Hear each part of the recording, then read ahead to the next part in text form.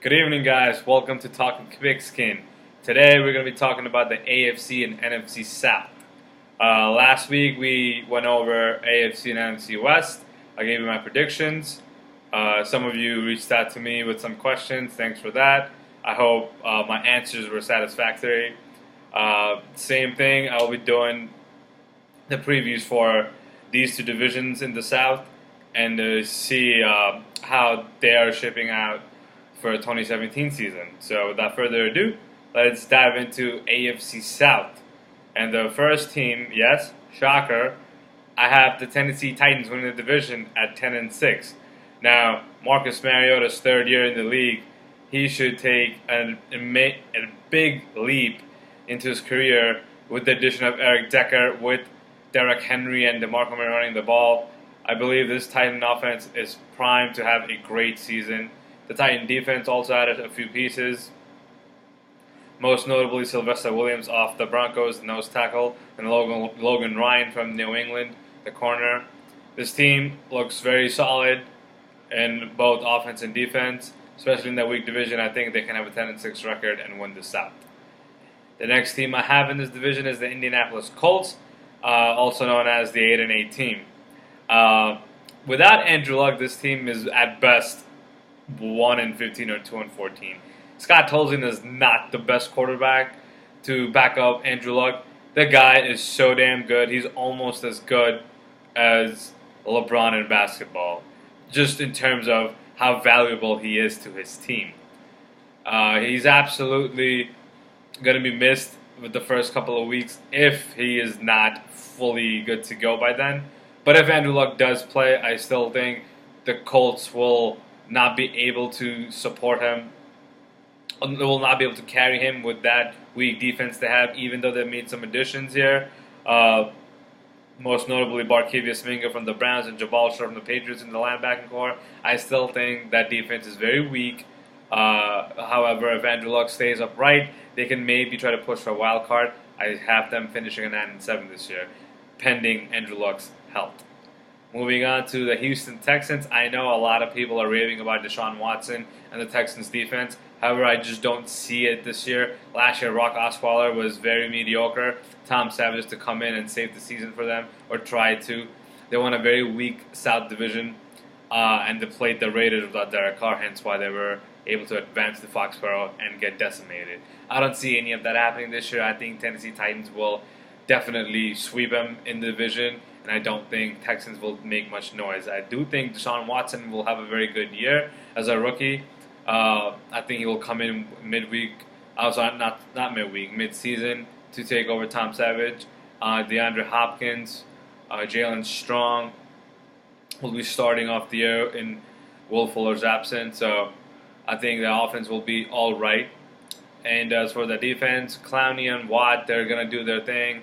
So is Cushing, but I think Cushing is at the end stage of his career, so he's not going to be as effective as he once used to be.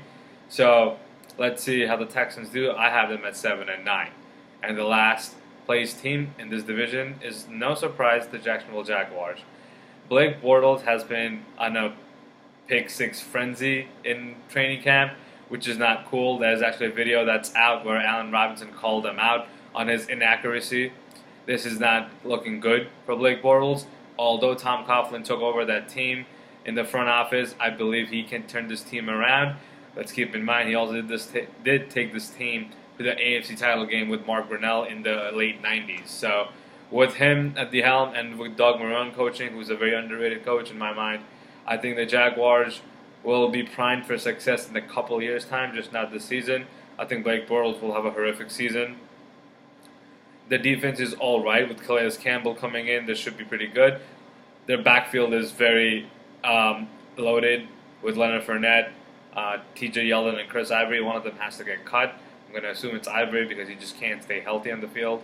So I think Fournette will see majority of the load. And, of course, Jaguars' record will be 5-11. I just don't see them making any noise this year. So let's move on to the NFC South. Now, this division is extremely competitive.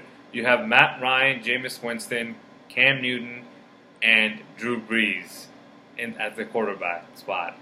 this is probably the best quarterbacking division that we have in the National Football League. And with all that being said, I still think the Atlanta Falcons will win the South this year once again. That offense is way too high-powered. They just gave Devonta Freeman an extension. Julio Jones will be back. Mohamed Sanu is a great counterpart for him. This offense is going to be lights out once again. I just hope they don't fade away in fourth quarter like the Super Bowl. However, this is the regular season, so I expect them to do just fine. They will be at a new stadium, the Mercedes-Benz Stadium. The stadium looks amazing. They actually announced they'll have a Chick-fil-A in the stadium. That's pretty cool.